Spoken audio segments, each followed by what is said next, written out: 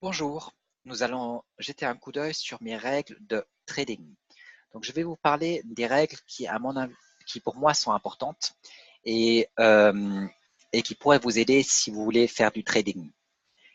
Quoi que vous fassiez, que ce soit du trading, du dollar cost averaging ou bien du hodling, d'accord? C'est pas important, mais chaque domaine a ses règles et vous devez suivre ces règles. Donc, je vais vous donner les 8 règles qui sont importantes pour moi au niveau du trading. Et ces règles-là, je dois les suivre. De même, si vous ne faites pas du trading, alors vous faites autre chose, mais il y a également des règles qui s'appliquent et vous devez toujours suivre ces règles. Donc, on va regarder les 8 points, les 8 règles qui sont importantes au niveau du trading pour moi. Et je vais vous expliquer à chaque fois pourquoi elles existent et pourquoi je dois les suivre. Et puis, probablement, pour la plupart des traders, ce sera la même chose. Je passe en mode partage d'écran et nous allons jeter un coup d'œil sur ces règles.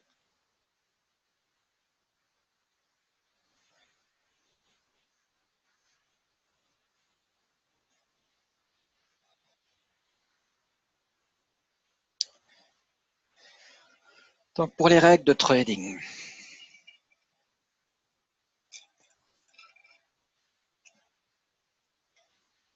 comme vous pouvez le voir, ma première règle de trading est vous ne savez pas où va le marché.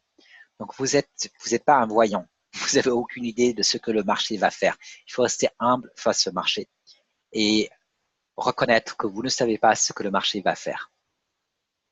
Ne pensez pas être plus intelligent que le marché. Ne vous dites pas que c'est haussier ou que c'est baissier sans regarder les graphiques. Ok? C'est vos indicateurs qui vous diront ce que vous devez faire. C'est vos indicateurs qui vous disent face à quel marché vous vous trouvez. C'est vos indicateurs qui vous diront si vous devez être dans une position longue ou courte. Pas vous.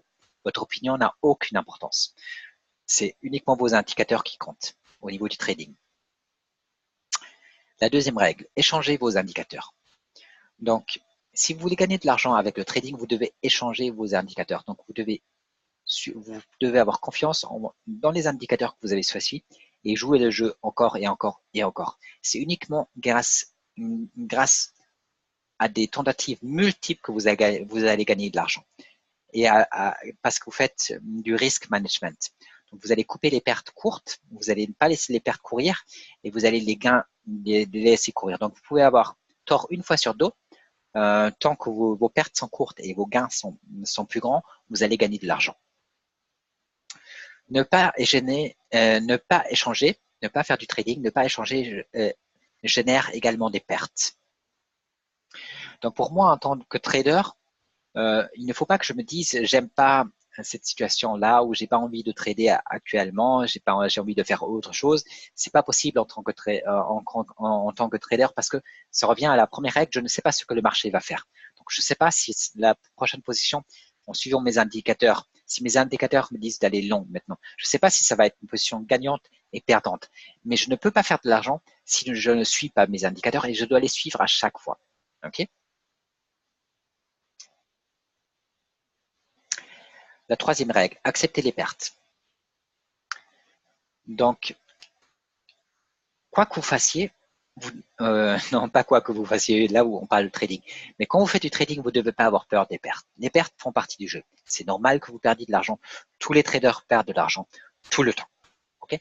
Perdre de l'argent fait partie du jeu. Les pertes doivent rester petites, mais vous devez parfaitement les accepter. Il ne faut jamais avoir peur de rentrer dans une position parce que vous vous dites elle pourrait s'avérer perdante. Et alors, vous êtes un trader, vous acceptez de perdre de l'argent. D'accord? Vous suivez aveuglement vos indicateurs. Si vous êtes un trader, vous suivez vos indicateurs, ceux que vous avez choisis, ceux qui fonctionnent pour vous. Et vous acceptez les pertes. Et vous passez outre. Ok? Perdre de l'argent fait partie du jeu, ce n'est pas un problème.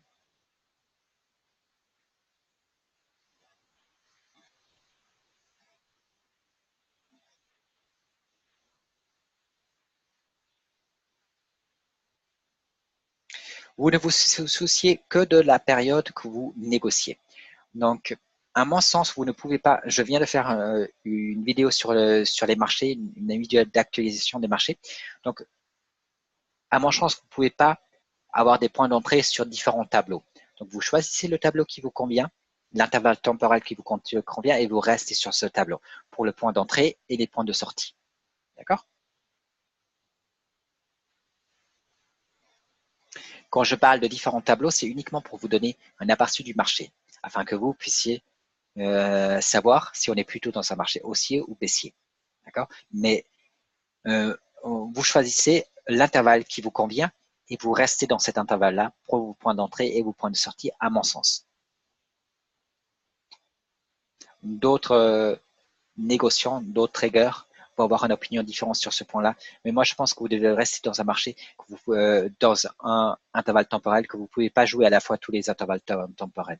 Vous devez rester dans celui-là, dans celui que vous avez choisi, celui qui vous convient. Ne changez pas votre position tant que votre alarme ne s'est pas déclenchée. Ne changez pas votre position tant que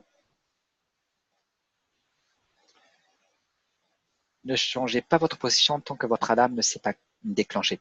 Donc ça, c'est pour moi. Mes indicateurs me disent de manière précise quand je dois changer d'une position courte à une position longue.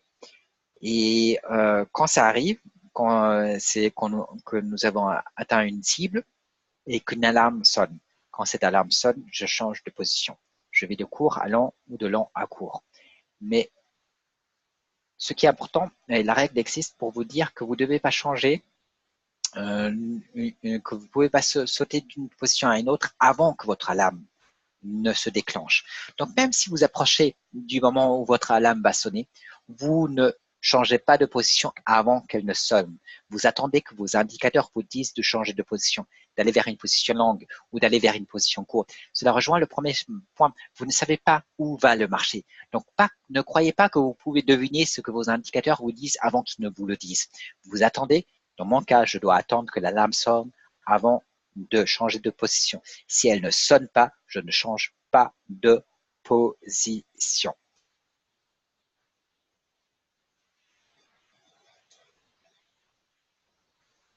Si vous manquez un point d'entrée, attendez le prochain. Donc, supposons que une fois ça vous arrive, vous êtes dans un hôpital ou je ne sais pas quoi, vous n'avez pas le temps, et puis vous avez loupé une position d'entrée, votre alarme a sonné, mais vous n'avez pas réagi. Vous n'avez pas changé de position. Alors, attendez la prochaine fois qu'il sonne. Ne courez pas d'après une position qui aurait été gagnante si vous avez changé de position. Vous attendez la prochaine entrée. Vous attendez la prochaine fois que votre alarme sonne pour changer de position. Pour changer de position. Vous ne pouvez pas changer de position avant que votre alarme ne sonne. Et si vous ratez le moment d'entrée, alors vous n'en prenez pas un autre.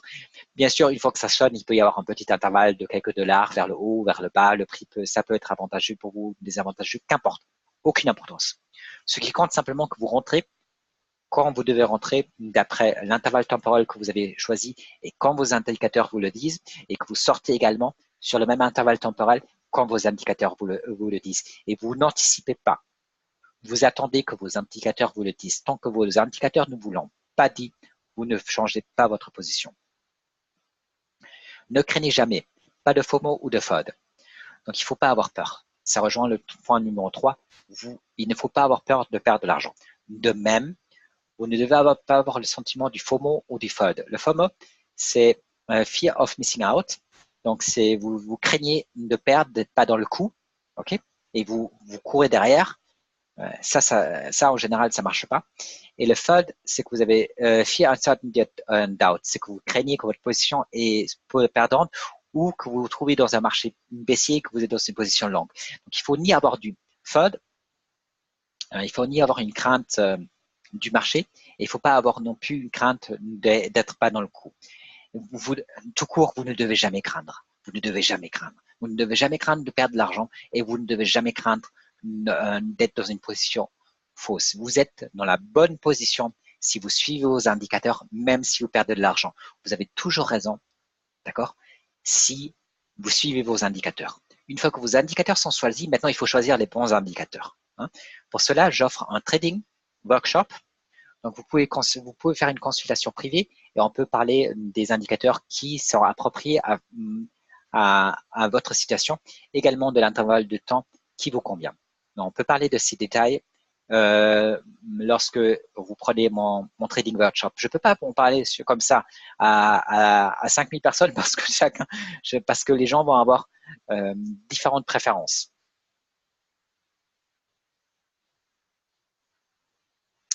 Et puis en plus de ça, les indicateurs que moi j'utilise, oui, enfin si c'est les mêmes que Topbase ou Tyler Jenks, mais ma manière de trader est pas exactement la même. J'utilise par rapport à Tyler Jenks, j'utilise des intervalles beaucoup plus courts. Lui, il utilise des intervalles beaucoup plus longs. Et Topbase, il utilise des indicateurs. Il parle d'indicateurs bien plus courts. Je ne sais pas lequel est son favori. Je crois que là un jour. Donc là un jour, c'est assez proche de ce que je fais. Mais c'est pas mon intervalle. Donc chacun a sa préférence. Chacun a sa préférence. Dans tous les cas, vous ne devez jamais craindre. Suivez toujours ces règles jusqu'à ce que vous les modifiez. Donc, je ne peux pas m'écarter de ces règles tant que je ne les modifie pas et je ne peux pas les modifier sans avoir des raisons valables. Actuellement, d'après mon expérience, d'après mes années de trading, il n'y en a pas tant que ça. Je fais ça que depuis 1 an et demi, mais j'ai beaucoup appris en cet espace de temps. Donc, est-ce que je fais ça depuis 1 an ou 1 an et demi? Je ne sais même pas. Un peu plus d'1 an, je crois, activement. Mais j'ai énormément appris durant cette période, beaucoup plus que d'autres apprennent en 10 ans. Ouais, j'ai probablement appris en 1 an ce que d'autres apprennent en 10 ans. C'est ainsi que j'apprends vite quand je m'intéresse à quelque chose. Avant ça, j'ai fait de l'économie à l'université, mais c'est une autre histoire. C'est pas du trading, c'est pas du négoce. J'ai également suivi des cours de trading et puis j'ai beaucoup appris de Tyler Jenks et de Topbase et d'autres traders. Et j'ai développé ma propre stratégie. Bon, sans trop parler de moi, revenons à mes règles. Suivez toujours ces règles jusqu'à ce que vous les modifiez. Donc, je ne peux pas m'écarter de ces règles tant que je ne les modifie pas. Et je dois échanger mes indicateurs tant que je n'ai pas pris la décision de ne pas réchanger mes indicateurs. Pour moi, les 2 règles les plus importantes, c'est de ne pas d'échanger mes indicateurs, de continuer même quand je n'ai pas envie d'échanger mes indicateurs, d'écouter mes indicateurs, de faire ce qu'ils me disent. Et le deuxième point, c'est d'attendre le point d'alarme. Ça, c'est les 2 points les plus importants pour moi. Après cela, ce qui est important, c'est de ne pas avoir une position trop risquée, donc pas du high leverage, pas une position à levier élevé, mais du bas leverage, comme ça vous pouvez faire des fautes et ne pas perdre tout votre argent. Voilà, c'est tout pour ces règles. Merci d'avoir regardé cette vidéo et à bientôt.